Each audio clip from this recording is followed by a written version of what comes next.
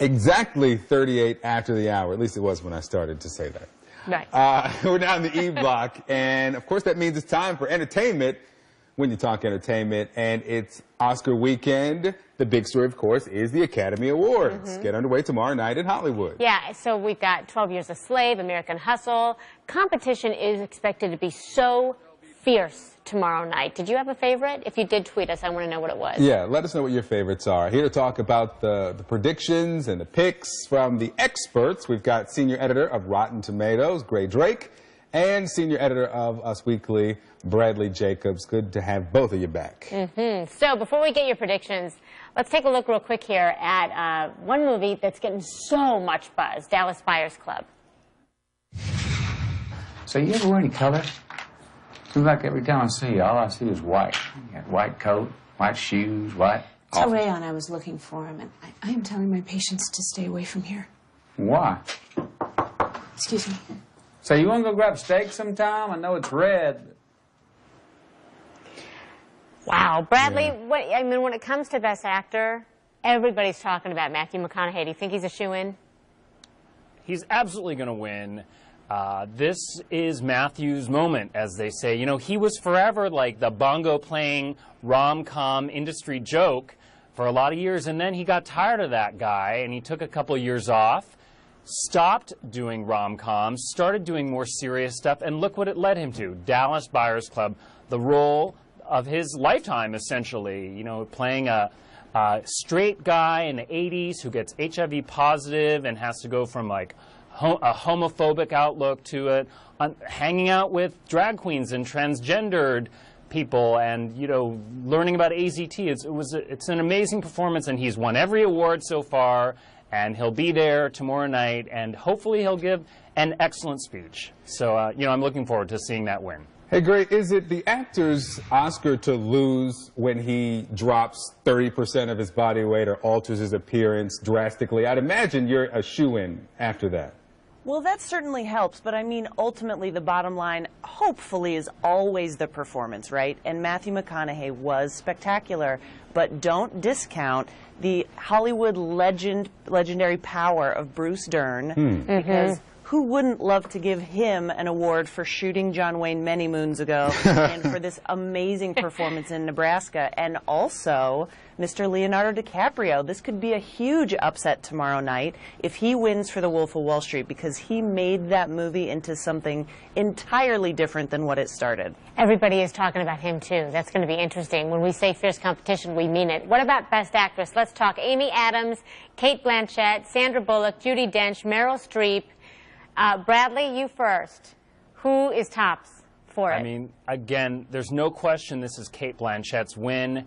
It was my favorite performance of the year. I wanted that movie to go on and on. She has never won Best Actress, even though she's a leading lady. She won Best Supporting Actress for The Aviator. Basically, everyone forgot about that Oscar that she won because she's not a supporting actress. She is a leading lady. She's been nominated several times in the past. This is finally her year to win, and you know, I defy anyone to tell me that there's a better Best Actress performance than that one. It is exquisite. Great. What about Amy Adams in American Hustle? Well, we loved Amy Adams not only for that performance, but also for the unbelievable performance of her posture, wearing those low-cut V-necks with no double stick tape. However, I completely agree that this one is Cate Blanchett 100%. Our Galadriel from Lord of the Rings has turned in amazing performances, and those armpit stains and pill-popping things that she was doing were the least of that unbelievable performance. She's going to take it home for sure. All righty, Gray, I'm going to stick with you. Biggest award of the night is Best Picture. Who do you think's got it, and why? Man, what an exciting category this is this year, because I could name 3 movies that I think might take it home. And I'm going to say 12 Years a Slave will get the Academy Award because it's an important film, that it was so powerful and so spectacularly done. However, I think there's room in this category for an upset as well. I think it's possible that 12 Years and Gravity have split the vote, and we might see American Hustle come out of nowhere and get the Best Picture award. Wow. Bradley? Here's the thing.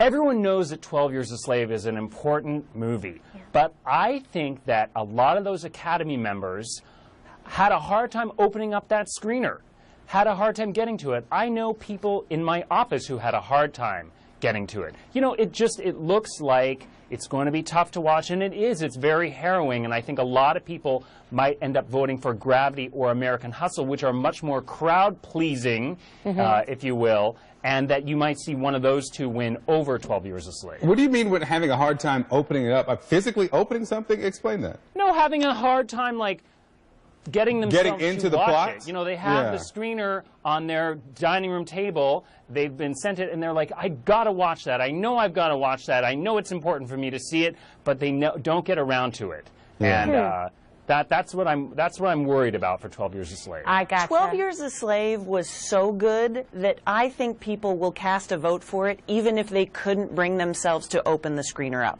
And you know what? Personally, I still have not seen 12 Years a Slave. In many ways because of what Bradley just said. I mean, it's hard to watch. When I hear people describe it's such a great movie, the first thing they describe is the scene with Lupita Nyong'o. And the second thing they describe is the scene with Chiwetel Ejiofor and the lynching scene, or near lynching. Yeah, it's hard to watch. It's a difficult movie to see. Go ahead, Gray. Yes, I mean, I saw it in a theater, and it was.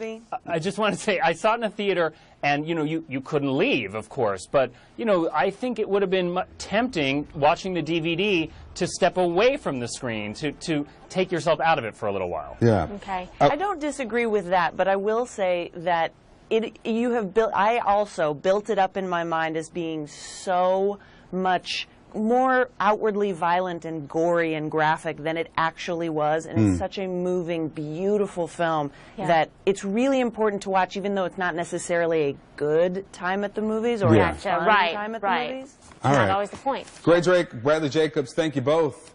And be sure to watch CNN tonight at 9 Eastern for an all-new CNN film called And the Oscar Goes To. It's the ultimate backstage look at Hollywood's biggest night.